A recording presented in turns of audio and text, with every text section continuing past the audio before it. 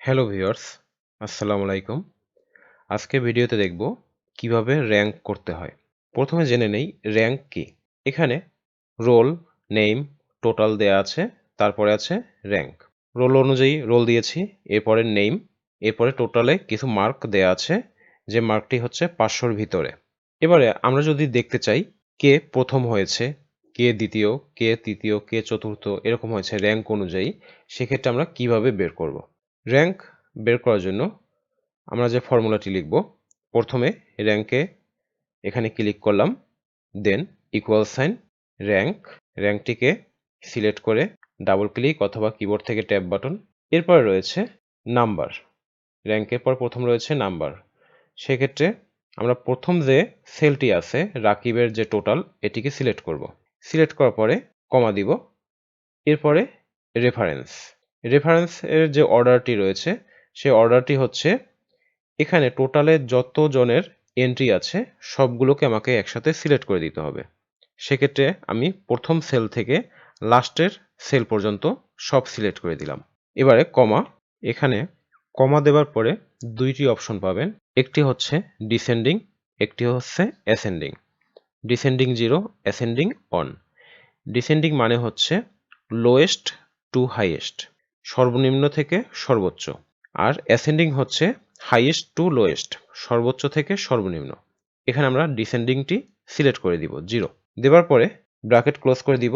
এরপর যে কাজটি করতে হবে, এখানে আমি যে সেলটি সিলেক্ট করেছি C3 থেকে C12, এই সেল দুইটিকে আমরা ফ্রিজ করে দিব অথবা ফিক্সড করে দিব।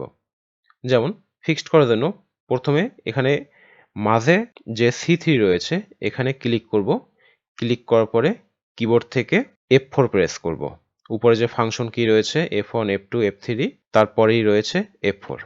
এখানে একটি ক্লিক করব এবং পরেরটিও সেম একইভাবে F4 ক্লিক করব, যাতে আমার এখানে যে র্যাঙ্কটা রয়েছে এটি যেন ফিক্সড থাকে অথবা ফ্রিজ হয়ে থাকে।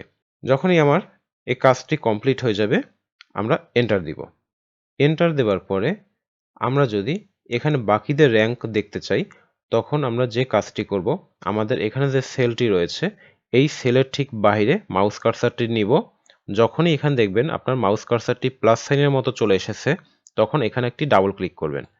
যখন ডাবল ক্লিক করবেন সাথে সাথে দেখবেন বাকি সবার র্যাঙ্কের যে মার্ক রয়েছে সেটি চলে এসেছে। এখানে র্যাঙ্কে 2 হচ্ছে 480 মার্কস এবং 1 নম্বরে হচ্ছে 485 মার্ক। এবার যদি আমরা দেখতে চাই যে র্যাঙ্কে 1 কে, তারপর হচ্ছে 2 নাম্বারকে, 3 নাম্বারকে, 4 নাম্বারকে, সেক্ষেত্রে আমরা কি করব, আমরা এটিকে শর্ট করে নিব। শর্ট করার জন্য আমরা এই সেলগুলোকে সিলেক্ট করব। সিলেক্ট করার পরে হোমের ঠিক লাস্টে দেখবেন শর্ট অ্যান্ড ফিল্টার, এখানে ক্লিক করব। শর্ট অ্যান্ড ফিল্টারে যখন ক্লিক করব এখানে দেখতে পাবেন শর্ট স্মলেস্ট টু লার্জেস্ট, ছোট থেকে বড়, তারপরে আছে শর্ট লার্জেস্ট টু স্মলেস্ট, বড় থেকে ছোট। আমি ছোট থেকে বড় করব, এর মানে হচ্ছে আমি 1, 2, 3, 4 এরকম দেখব। এজন্য শর্ট স্মলেস্ট টু লার্জেস্টে ক্লিক করব। করার পরে এখানে দুইটি অপশন দেখতে পাবেন, এক্সপান্ড দ্য সিলেকশন, আরেকটি হচ্ছে continue with the current selection. আপনি এক্সপ্যান্ড দ্য সিলেকশনে ক্লিক করে যখন শর্টে দেবেন তখন এখানে রোল, নেম এবং টোটালের সাথে র্যাঙ্ক চেঞ্জ হয়ে যাবে, সিরিয়াল অনুযায়ী চলে আসবে। আর যদি কন্টিনিউ উইথ দ্য কারেন্ট সিলেকশনে দেন, এর মানে হচ্ছে আপনি এখানে যে সিলেকশনটা করেছেন এখান থেকে যদি আপনি কন্টিনিউ করতে চান তাহলে এই সাইডে কোনো পরিবর্তন আসবে না, শুধু র্যাঙ্কিংটা পরিবর্তন আসবে। আমরা চাচ্ছি র্যাঙ্কের সাথে সাথে নেম, রোল দুইটি পরিবর্তন হয়ে যায়। সেক্ষেত্রে এক্সপান্ড দ্য সিলেকশন এখানে ক্লিক করে শর্টে দিবেন। যখন শর্টে দিবেন তখন দেখুন 7 রোল, রতন ছিল, সে 485 পেয়েছে, তার র্যাঙ্ক 1।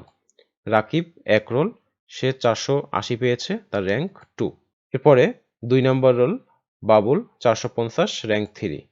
5 নম্বর রোল মিলন 421, র্যাঙ্ক 4। ঠিক একইভাবে 3 নম্বর রোল সুলতানা 250 পেয়েছে, তার র্যাঙ্ক 10। এভাবেই আপনারা র্যাঙ্ক বের করতে পারবেন। এই র্যাঙ্কের মাধ্যমে আপনারা দেখতে পারবেন ক্লাসে ফার্স্ট হয়েছে, কে সেকেন্ড হয়েছে, কে থার্ড হয়েছে।